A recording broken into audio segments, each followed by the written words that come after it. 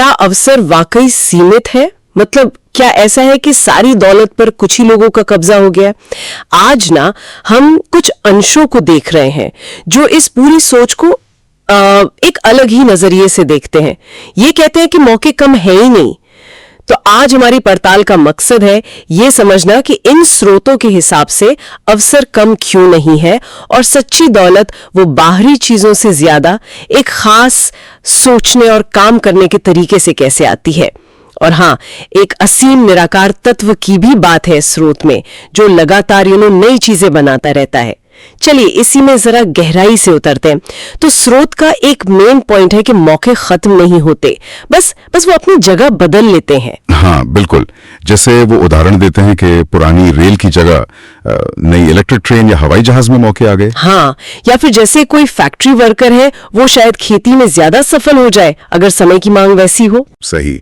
तो मतलब अवसर की जो लहर है वो समय के साथ दिशा बदलती है, और दिलचस्प बात यह है कि ये नजरिया अवसर के इस बहाव को समाज के विकास और उस वक्त की जरूरतों से जोड़ता है। अच्छा। हाँ, तो स्रोत सलाह देता है कि धारा के खिलाफ मत तैरो, उसके साथ चलो। जैसे शायद जब ये लिखा गया तब खेती में ज्यादा मौके दिख रहे थे। हाँ, ये तो बात हुई अवसर के बदलने की, पर एक और चौंकाने वाली बात है इसमें।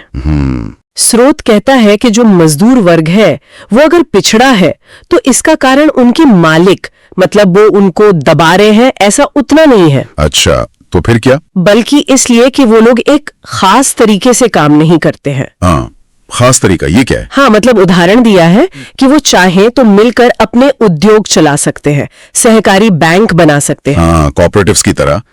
ये खास तरीका जिसे स्रोत सर्टेन वे कहता है, ये शायद स्रोत का मूल विचार है ना? हाँ, लगता तो यही है। तरीके को समझने के लिए हमें स्रोत के एक और बुनियादी सिद्धांत पर जाना होगा, वो है एक असीम निराकार तत्व का कॉन्सेप्ट। हाँ, वो फॉर्मलेस सब्सटेंस वाली बात जिससे सब कुछ बना है। बिल्कुल।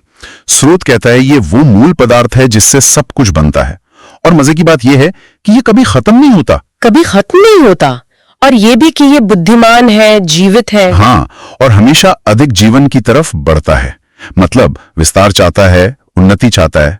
ये हर जगह है, हमारे चारों तरफ की खाली जगह में भी। वाह। और यहीं पर वो सतत सृजन वाली बात आती है। ये तत्व शांत नहीं बैठा है, ये लगातार एक्टिवली नई चीजें बना रहा है। लॉन्ग ड्यूरेशन क्रिएट, है ना? हाँ, ये सतत सृजन मतलब ये लगातार चल रहा है। हाँ जी, स्रोत के मुताबिक तो इसकी क्षमता इतनी जबरदस्त है कि दुनिया के हर परिवार के लिए महल बनाने लायक सामान इसमें है। हर परिवार के लिए महल? ये तो हाँ, और इतना खाना और कपड़ा उगाया जा सकता है कि सब आराम से जी सकें। यहां तक कि सोना चांदी खत्म हो जाए तो जरूरत हो तो ये तत्व और बना देगा। ये तो कल्पना करना भी मुश्किल है। स्रोत तो ये भी कहता है कि प्रकृति का स्वभाव ही उन्नति और प्रचुरता है। सही कहा। इसीलिए स्रोत के अनुसार दुनिया में जो कमी या गरीबी दिखती है वो इसलिए नहीं कि संसाधन कम है। तो फिर क्यों है? वो इसलिए है क्योंकि लोग उस खास तरीके को अपनाते नहीं है, वो तरीका जो उन्हें इस असीम लगातार बनाने वाले स्रोत से जोड़ सके। तो कनेक्शन उस तरीके से बनता है। हाँ, अब सवाल यही उठता है कि आखिर ये खास तरीका है क्या चीज? स्रोत शायद इसका पूरा फार्मूला नहीं देता, बल्कि पढ़ने वाले को इसे खोजने और अपनाने की तरफ इशारा करता है। तो कुल मिलाकर इन अंशों का निचोड़ क्या है? यही कि अवसर और दौलत बाहरी हालातों पर उतने निर्भर नहीं है। हाँ, बल्कि हमारे सोचने और काम करने के एक खास ढंग पर ज्यादा निर्भर करते हैं। सही। और अंत में एक विचार मैं छोड़ना चाहूंगी।